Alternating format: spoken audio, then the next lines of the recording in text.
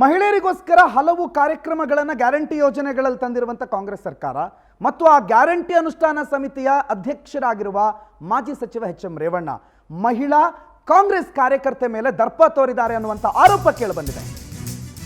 Guarantee ಅನುಷ್ಠಾನ ಸಮಿತಿಯ ಅಧ್ಯಕ್ಷ ಎಚ್ ಎಂ ರೇವಣ್ಣ ವಿರುದ್ಧ ಗಂಭೀರವಾದ ಆರೋಪ ಕೇಳಿಬಂದಿದೆ. ಕಾಂಗ್ರೆಸ್ ಕಾರ್ಯಕರ್ತೆಯೊಬ್ಬರ ಮೊಬೈಲ್ ಕಿತ್ಕೊಂಡು ಆಕೆ ಮೇಲೆ ಹಲ್ಲೆ ಮಾಡಿದಾರಂತೆ ಎಚ್ ಎಂ ರೇವಣ್ಣ. ಗಂಭೀರ ಆರೋಪ ಕೇಳಿಬಂದಿದೆ ಮಾಜಿ ಸಚಿವರ ಮೇಲೆ. ನಿನ್ನೆ ಕೆಕೆ ಗೆಸ್ಟ್ ಹೌಸ್ನಲ್ಲಿ ಹಲ್ಲೆ ಮಾಡಿದ್ದಾರೆ ಅನ್ನೋ ಆರೋಪ ಕೇಳಿಬಂದಿದೆ. ಕೆಕೆ ಗೆಸ್ಟ್ ಹೌಸ್ನಲ್ಲಿ ಮಹಿಳಾ ಕಾರ್ಯಕರ್ತೆ ನಂದಿನಿ ನಾಗರಾಜ್ ಅನ್ನೋರ ಮೇಲೆ ಮೊಬೈಲ್ ಕಿತ್ಕೊಂಡು ಹಲ್ಲೆ ಮಾಡಿದ್ರಂತೆ. ಈ ಬಗ್ಗೆ ಹೈಗ್ರೌಂಡ್ಸ್ ಪೊಲೀಸ್ ಠಾಣೆಗೆ ದೂರು ಕೊಟ್ಟಿದ್ದಾರೆ. ಹೈಗ್ರೌಂಡ್ಸ್ ಪೊಲೀಸ್ ಠಾಣೆಗೆ ಸ್ವತಃ ಬಂದು ದೂರು ಕೊಟ್ಟಿದ್ದಾರೆ ನಂದಿನಿ. ಮಾಜಿ ಸಚಿವ ಎಚ್ ಎಂ ರೇವಣ್ಣ ಹಲ್ಲೆ ಮಾಡಿದ್ದಾರೆ. ಗ್ಯಾರಂಟಿ ಅನುಷ್ಠಾನ ಸಮಿತಿ ಅಧ್ಯಕ್ಷರು.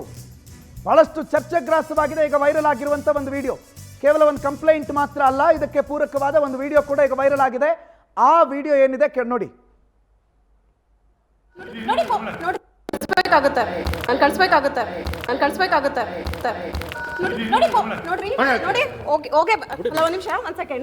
ಇದು ನಾನು ಕಳಿಸ್ತೀನಿ ರಾಹುಲ್ ಗಾಂಧಿಗೆ ಎಕ್ಸ್ಪ್ಲೇನ್ ಮಾಡಿ ನಾನು ಕಳಿಸ್ಬೇಕಾಗುತ್ತೆ.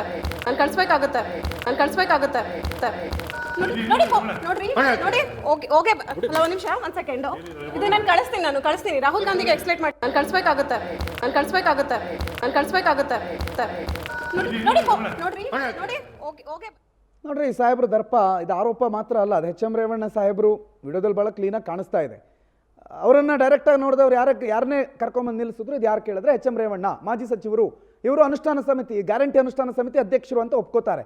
ಅವರೇ ಮಾಡಿರೋದು ಹಲ್ಲೆ ಅಂತ ಈ ಭಾಳ ದೊಡ್ಡ ಆರೋಪ ಕೇಳಿ ಬರ್ತಾ ಇದೆ. ನಾನು ಕಳಿಸ್ಬೇಕಾಗತ್ತೆ ಅಂತಂದಾಗ ಸಿಟ್ಟಿಗೆ ಹೇಳ್ತಾರೆ.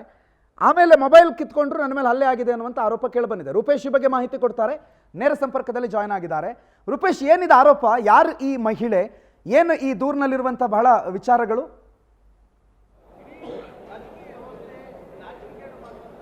ಪ್ರಣೋತ್, ಇಲ್ಲಿ ಇವತ್ತು ಒಂದಿಷ್ಟು ಬೆಳವಣಿಗೆಗಳಾಗ್ತಾ ಇದೆ. ಯಾಕಂತ ಹೇಳಿದ್ರೆ ಗ್ಯಾರಂಟಿ ಸಮಿತಿ ಅಧ್ಯಕ್ಷ ಎಚ್ ಎಂ ರೇವಣ್ಣ ಅವರು ಕಾಂಗ್ರೆಸ್ ಕಾರ್ಯಕರ್ತರೊಬ್ಬರಿಗೆ ಹಲ್ಲೆ ಮಾಡಿದ್ರು ಅಂತೇಳಿ ಗಂಭೀರವಾಗಿರ್ತಕ್ಕಂಥ ಆರೋಪಗಳು ಬರ್ತಾ ಇದೆ. ಇಲ್ಲಿ ಆಗಿದ್ದಿಷ್ಟೇ, ಕಾಂಗ್ರೆಸ್ ಕಾರ್ಯಕರ್ತೆ ಇಲ್ಲಿ ಅವರು ಕಾಂಗ್ರೆಸ್ ಕಾರ್ಯಕರ್ತೆ ಕೆಕೆ ಗೆಸ್ಟ್ ಹೌಸ್ಗೆ ಹೋದಾಗ ಸಂದರ್ಭದಲ್ಲಿ ಇಲ್ಲಿ ಎಚ್ ಎಂ ರೇವಣ್ಣ ಅವ್ರ ಬಳಿ ಹೋಗ್ತಾರೆ. ಎಚ್ ಎಂ ರೇವಣ್ಣ ಅವರು ಊಟ ಮಾಡ್ತಾ ಇರ್ತಾರೆ. ಅದೇ ರೀತಿಯಾಗಿ ಅಲ್ಲಿ ಒಂದಿಷ್ಟು ಕಾಂಗ್ರೆಸ್ ನಾಯಕರುಗಳು ಕೂತಿರ್ತಾರೆ.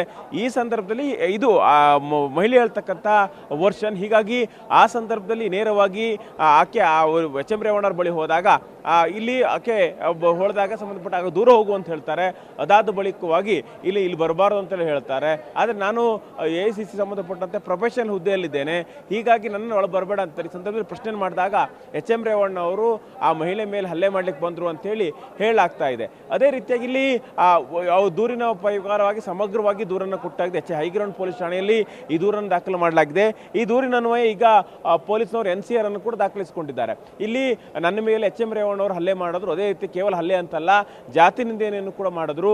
ಅದೇ ರೀತಿಯಾಗಿ ಮೊಬೈಲ್ ಕಿತ್ಕೊಳ್ಳುವಂಥ ಪ್ರಯತ್ನವನ್ನು ಪಟ್ಟರು ಅಂತೇಳಿ ದೂರವನ್ನು ಕೊಟ್ಟಿರ್ತಕ್ಕಂಥದ್ದು.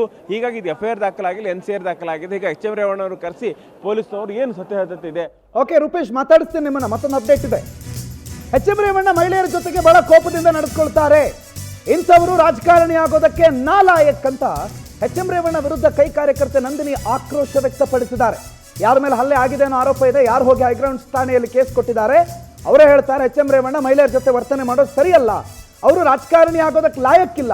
ಓರ್ವ ದಲಿತ ಹೆಣ್ಣಿಗೆ ಬಾಯಿಗೆ ಬಂದಂಗೆ ಮಾತಾಡ್ತಾಳೆ, ದಲಿತ ಹೆಣ್ಣು ಮಗಳ ಮೇಲೆ ದೌರ್ಜನ್ಯ ಮಾಡಿದ್ದಾರೆ, ಬಾಯಿಗೆ ಬಂದಂತೆ ಬೈದು ಜಾತಿ ನಿಂದನೆ ಮಾಡಿದ್ದಾರೆ ಅನ್ನೋ ಆರೋಪ ಇದೆ. ಈ ಹಿಂದೆಯೂ ನನ್ನನ್ನು ನಿಂದಿಸಿದ್ರು, ಜಾತಿ ನಿಂದನೆ ಮಾಡಿದ್ರು, ಕೆಕೆ ಗೆಸ್ಟ್ ಹೌಸ್ನಲ್ಲಿ ನನ್ನ ಮೇಲೆ ಹಲ್ಲೆ ಮಾಡಿದ್ದಾರೆ, ಪೊಲೀಸರು FIR ಮಾಡಿಲ್ಲ, ಕೇವಲ NCR ಮಾಡಿದಾರಷ್ಟೇ ಅಂತ ಎಚ್ ಎಂ ರೇವಣ್ಣ ವಿರುದ್ಧ ಕೈ ಕಾರ್ಯಕರ್ತೆ ನಂದಿನಿ ನಾಗರಾಜ್ ಆಕ್ರೋಶ ವ್ಯಕ್ತಪಡಿಸಿದ್ದಾರೆ. ಕೇಳಿಸ್ಕೊಳ್ಳಿ. ಎಚ್ ಎಂ ರೇವಣ್ಣ ಗ್ಯಾರಂಟಿ ಇದು ಚೇರ್ಮನ್ ಇದಾರಲ್ಲ, ಅವ್ರ ಇವಾಗ ಮಹಿಳೆಯರಿಗೆ ಗ್ಯಾರಂಟಿ ಅಂತ ಕಾಂಗ್ರೆಸ್ ಪಕ್ಷ ಏನ್ ಹೋಗಿದೆ ಅದ್ರ ಚೇರ್ಮನ್ ಮಹಿಳೆಯ ಮೇಲೆ ಹಲ್ಲೆ ಮಾಡ್ತಾರೆ, ಮತ್ತೆ ಮಹಿಳೆನ ಅಬ್ಯೂಸ್ ಮಾಡ್ತಾರೆ. ಬೇಕಾದ್ರೆ ಎಷ್ಟೊಂದ್ ಸತಿ ನೀವು ಬೇಕಾದ್ರೆ ಅವ್ರು ಫಾಲೋ ಅಪ್ ಮಾಡಿ ನೋಡಿ, ತುಂಬಾ ಆರೋಗೆಂಟು ಮತ್ತೆ ತುಂಬಾ ವರ್ಗರ ಬಿಹೇವ್ ಮಾಡ್ತಾರೆ. Is unfit to be politician. Okay, unfit to be politician ಆಗೋದಕ್ಕೆ ನಾಲಾಯಕ್ ಆಗಿರೋರು, ಮತ್ತೆ ಮಹಿಳೆಯ ನಿಂದಕರು ಅವರು, ಮತ್ತೆ ಮಹಿಳೆ ಮೇಲೆ ದೌರ್ಜನ್ಯ ಮಾಡಿ ಒಬ್ಬ ದಲಿತ ಹೆಣ್ಮಕ್ಳ ಮೇಲೆ ನನ್ನ ಮೇಲೆ ದೌರ್ಜನ್ಯ ಮಾಡಿದ್ದಾರೆ. ನಾನು ಒಬ್ಬ ಆಲ್ ಇಂಡಿಯಾ ಪ್ರೊಫೆಷನಲ್ ಕಾಂಗ್ರೆಸ್ ಅಲ್ಲಿ ಸ್ಟೇಟ್ ಫೈನಾನ್ಸ್ ಹೆಡ್ ಆಗಿ ರೆಪ್ರೆಸೆಂಟೇಟಿವ್ ಮಾಡ್ತೀನಿ. ನನ್ನ ಮೇಲೆ ಈ ರೀತಿ ಹಲ್ಲೆ ಆದ್ರೆ ಬೇರೆ ಸಾಮಾನ್ಯ ಮಹಿಳೆಯರ ಗತಿ ಏನಾಗ್ಬೇಕು? ಏನ್ ಕಾರಣಕ್ಕೆ ಹಲ್ಲೆ ಮಾಡಿದ್ದೀನಿ? ನಾನು ಇವಾಗ ಕ್ವಶನ್ ಮಾಡಿದೆ, ಲಾಸ್ಟ್ ಟೈಮು ನಮ್ಗೆ ಏನೋ ಇಶ್ಯೂ ಆಗಿತ್ತು. ಇವಾಗ ಜಾತಿ ಬಗ್ಗೆ ಒಬ್ಬ ಹೆಣ್ಮಗಳನ್ನ ಪ್ರಾಸ್ಟಿಟ್ಯೂಟ್ ಅಂತ ಹೇಳಿದ್ರೆ ನೀವ್ ಯಾವಾಗ್ಲೇ ಆಗ್ಲಿ ಆ ಮನುಷ್ಯ ಸಿಕ್ಕಾಗ ಕೇಳ್ತೀರಲ್ವಾ ಏನಕ್ಕೆ ಆ ಪದ ಬಳಕೆ ಮಾಡಿದ್ರಿ ಅಂತ. ನನ್ನ ಫೋನಲ್ಲಿ ರೆಕಾರ್ಡಿಂಗ್ ಇದೆ, ನಾನು ಕಳಿಸ್ಕೊಡ್ತೀನಿ. ರೂಪೇಶ್ ನಮ್ಮ ಜೊತೆಗೆ ನೇರ ಸಂಪರ್ಕದಲ್ಲಿದ್ದಾರೆ. ರೂಪೇಶ್, ದೂರದಾರೆ ಮಹಿಳೆ, ಅವರು ಕಾಂಗ್ರೆಸ್ನ ಒಂದು ಹುದ್ದೆಯನ್ನು ಕೂಡ ನಿಭಾಯಿಸ್ತಾ ಇರುವಂಥ ಮಹಿಳೆ. ಅವ್ರು ಹೇಳ್ತಾರೆ is unfit to be a politician. ಮಹಿಳೆಯರ ಜೊತೆ ಅವರ ವರ್ತನೆ ಸರಿ ಇಲ್ಲ. ಹೌದಾ? ಏನು ಇದ್ರ ಬಗ್ಗೆ ಹೆಚ್ಚಿನ ಮಾಹಿತಿ ಇದೆ? ಇಲ್ಲಿ ಮಹಿಳೆ ಆರೋಪ ಮಾಡಿರುವಂತೆ ಇಲ್ಲಿ ಎಚ್ ಎಂ ರೇವಣ್ಣ ಅವರು ಈ ರೀತಿಯಾಗಿ ಪದೇ ಪದೇ ಈ ರೀತಿಯಾಗಿ ವರ್ತನೆ ಮಾಡ್ತಾರೆ, ಹಿಂದೆನೂ ಕೂಡ ಈ ರೀತಿಯಾಗಿ ವರ್ತನೆ ಮಾಡಿದ್ರು. ಇದೀಗ ಮಹಿಳೆಯನ್ನು ಈ ತರಗಿ ವರ್ತನೆ ಮಾಡೋದು ಸರಿಯಲ್ಲ ಅನ್ನೋಂಥ ಆರೋಪವನ್ನು, ಗಂಭೀರವಾಗಿರ್ತಕ್ಕಂಥ ಆರೋಪವನ್ನು ಮಾಡ್ತಾ ಇದ್ದಾರೆ. ಆದರೆ ಇಲ್ಲಿ 2 ವರ್ಷಗಳಿದೆ. ಯಾಕಂದ್ರೆ ಎಚ್ ಎಂ ರೇವಣ್ಣ ಹೇಳ್ತಾರೆ ನನಗೆ ಈ ಮಹಿಳೆ ಮೇಲೆ ಹಲ್ಲೆ ಮಾಡೇ ಇಲ್ಲ ಅಂತೇಳಿ ಹೇಳ್ತಾ ಇದ್ದಾರೆ. ಈ ಮಹಿಳೆ ಒಂದು ಅಧಿಕಾರಿಗೆ ಅವಾಜ್ ಆಗ್ತಾ ಇದ್ರು, ಏನಂತ ಹೇಳಿ ನಂಗೆ ರಾಹುಲ್ ಗಾಂಧಿ ಗೊತ್ತು ಅಂತ ಅವಾಜ್ ಆಗ್ತಾ ಇದ್ರು. ಹೀಗಾಗಿ ಸಂದರ್ಭದಲ್ಲಿ ಕರೆದ್ರೆ ಬೈದಿದ್ದೇನೆ ಅಷ್ಟೇ ಅಂತೇಳಿ ಹೇಳಿದ್ರು. ಆ ಬೈಯುವಂಥ ಸಂದರ್ಭದಲ್ಲಿ ಆಕೆ ವಿಡಿಯೋ ಮಾಡ್ಕೊಳ್ಳಿಕ್ಕೆ ಹೋದ್ರು. ಹೀಗಾಗಿ ಮೊಬೈಲ್ ಕಿತ್ಕೊಳ್ಳಿಕ್ಕೆ ಹೋದೆ ಬಿಟ್ರೆ ಯಾವುದೇ ರೀತಿಯ ಹಲ್ಲೆಯನ್ನು ಮಾಡಿಲ್ಲ, ಅದೇ ರೀತಿ ಜಾತಿಯಿಂದೇನೂ ಕೂಡ ಮಾಡಿಲ್ಲ ಅಂತ ಹೇಳಿ ಸದ್ಯಕ್ಕೆ ಪ್ರಾಥಮಿಕವಾಗಿರ್ತಕ್ಕಂಥ ಮಾಹಿತಿಗಳನ್ನ ಇಲ್ಲಿ ಎಚ್ ಎಂ ರೇವಣ್ಣರು ಕೊಡ್ತಾ ಇದ್ದಾರೆ. ಆದರೆ ಇಲ್ಲಿ ಆ ಮಹಿಳೆ ಜಾತಿ ನಿಂದೆ ಪ್ರಕರಣ ಕೂಡ ದಾಖಲು ಮಾಡಿದ್ದಾರೆ. ಆದರೆ ಈಗ ಬೇರೆ ಪ್ರಕರಣದಲ್ಲಿ ಜಾತಿ ನಿಂದನೆ ಪ್ರಕರಣ ದಾಖಲು ಕೊಟ್ಟಾಗ ಅಥವಾ ಹಲ್ಲೆ ಮಾಡದಂತೆ ಪ್ರಕರಣ ಕೊಟ್ಟಾಗ ನೇರವಾಗಿ FIR ದಾಖಲು ಮಾಡ್ಕೊಳ್ಳಾಗುತ್ತೆ. ಆದರೆ ಎಚ್ ಎಂ ರೇವಣ್ಣ ಅವ್ರ ವಿರುದ್ಧ ಯಾಕೆ ಕ್ರಮ ತೆಗೆದುಕೊಂಡಿಲ್ಲ? ಅವರು ಗ್ಯಾರಂಟಿ ಅನುಷ್ಠಾನ ಸಮಿತಿಯ ರಾಜ್ಯಾಧ್ಯಕ್ಷರು ಅಂತೇಳಿ ಕಾರಣನ ಅಂತೇಳಿ ಪ್ರಶ್ನೆಗಳು ಸಹಜವಾಗಿ ಮೂಡಿ ಶುರು ಮಾಡಿದೆ. ಸದ್ಯಕ್ಕೆ ಮಹಿಳೆ KPCC ಅಂದ್ರೆ ಕಾಂಗ್ರೆಸ್ನ ಕಾರ್ಯಕರ್ತ ಆಗಿದ್ದು ಕಾರ್ಯಕರ್ತರ ರಕ್ಷಣೆ ಕೊಟ್ಟಿಲ್ಲ ಅಂತ ಹೇಳಿದ್ರೆ ಜನಸಾಮಾನ್ಯ ರಕ್ಷಣೆ ಕೊಡ್ತೀರಿ?